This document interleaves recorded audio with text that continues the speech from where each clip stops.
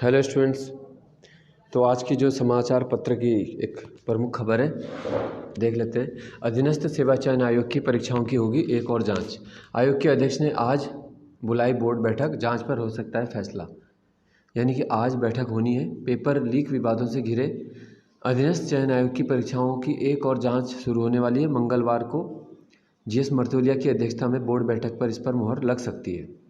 ठीक है, तो ये चयनितों के लिए एक और बेकार खबर है। कल ही देखो आंदोलन किया इतना, इस वजह से इसका ना तो रिजल्ट जारी हुआ है जिनमें STF जांच के घेरे में, और न ही आयोग अभी तक इन्हें रद्द करने का निर्णय ले पाया है। वहीं कुछ भर्तियां ऐसी हैं जिनका आयोग को रिजल्ट जारी करना था, लेकिन सचिव ने शासन को पत्र भेजकर निर्देश मांगे हैं। इस बीच आयोग के अध्यक्ष पद पर पूर्व IPS GS मर्तोलिया की ताजपोशी हो गई है।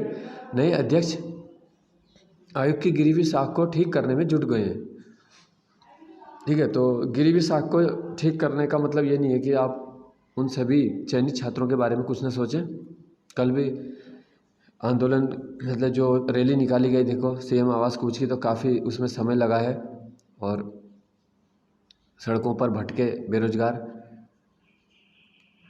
ठीक है, जुगरान जी ने इसमें क्या बोला है। भाजपा के पूर्व प्रदेश प्रवक्ता रविंद्र जुगरान ने सोमवार को आयोग के नए अध्यक्ष से भेंट की। उन्होंने सहायक अध्यापक, कनिष्ठ सहायक, स्टेनो, अन्य भर्तियों के चयनित उम्मीदवारों का मुद्दा उठाया।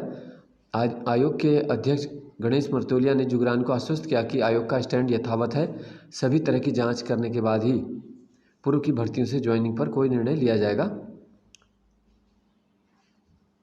जब इस संदर्भ में सचिव मुख्यमंत्री व सचिव कार्मिक से वार्ता की तो उन्होंने कहा कि आयोग एक स्वतंत्र संस्था है और अपने निर्णय लेने में सक्षम है।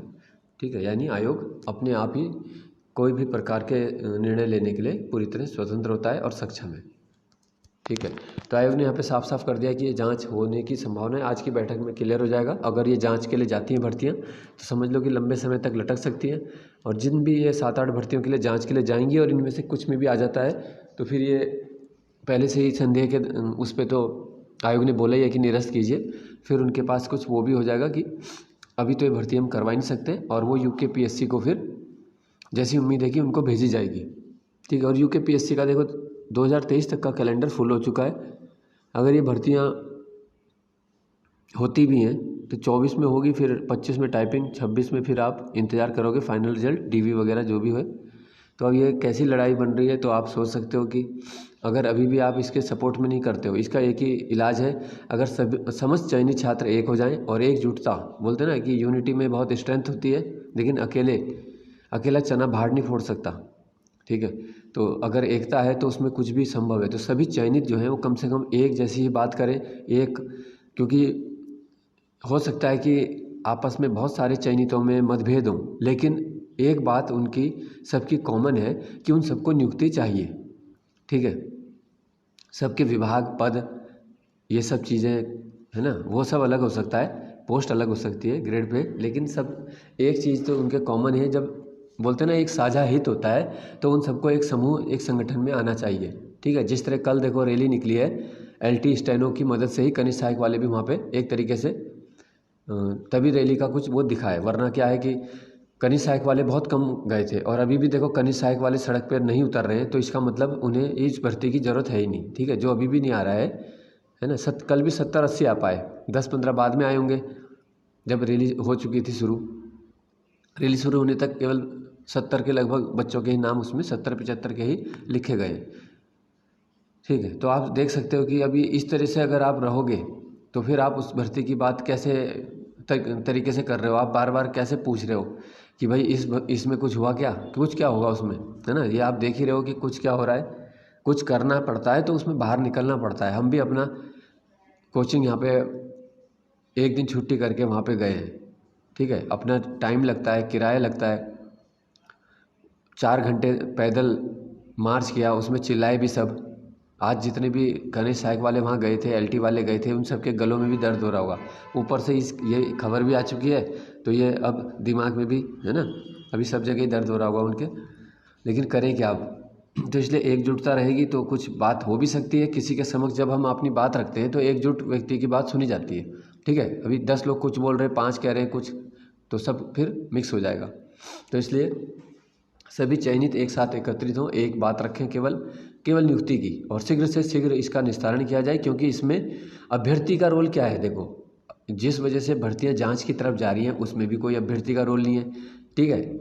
जिस कंपनी ने पेपर कराया उसमें भी अभ्यर्थी का रोल नहीं है। नकल माफिया आए तो उसमें, है ना, वो आयोग उनको समय पे क्यों नहीं पकड़ पाया। अगर आप रिटर्न कराने से पहले ये चीज़ निकाल देते हो कि हाँ भाई भर्ती में धांधली होने वाली है और हम री एग्ज़ाम करा, नहीं हो पाएगा अभी, इतने समय में होगा, वो चीज़ अलग होती है।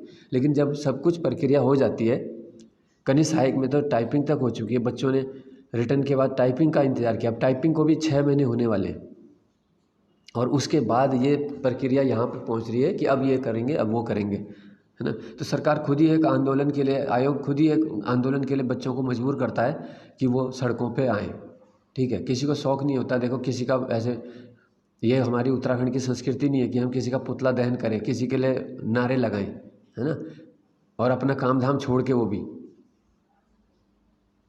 तो, लेकिन ये मजबूर किया जा रहा है। तो इसलिए सभी छात्र जो है एकजुट हों और ये ना सोचें, वाद विवाद ना करें, एक मुद्दा रखें केवल और उसके पीछे चलें, है ना। जिस भी आप उसके साथ हैं उनके साथ जुड़ें और एक मुद्दे पर बात करें केवल, ठीक है। तो मेरा इसमें कहना यही है कि अगर ये भर्ती को आप बचा लेते हो तो इसमें आपका फ़ायदा ही है। अगली भर्ती कब होती है, कैसे होती है, कौन बच्चे सेलेक्ट होते हैं, है ना, बहुत ज़्यादा मेहनत भी आप पूरा 100% दोगे तब जाके थोड़ा सा उसमें चांस बनेगा, अगर आप उतने ही कर पाए, ठीक है। अगर उसके बाद सिलेक्शन के बाद से बहुत कम बच्चे देखो इसमें निकलेंगे कनिष्ठ सहायक वाले, क्योंकि वो अपनी ज़्यादातर तैयारी को क्या है कम कर चुके हैं। अभी जो बच्चा आंदोलन में जाने लग जाता है, जो रोज़ इस पर बात कर रहा है, तो वो उससे उसका थोड़ा माइंड डाइवर्ट हो ही जाता है, ठीक है, काफ़ी हद तक। और जो एकदम फोकस होके मान लो लगाए, तो इसमें वो ज़्यादा निकलेंगे जो कहीं सिलेक्शन नहीं हुआ था अभी तक, और जो पुलिस, पटवारी,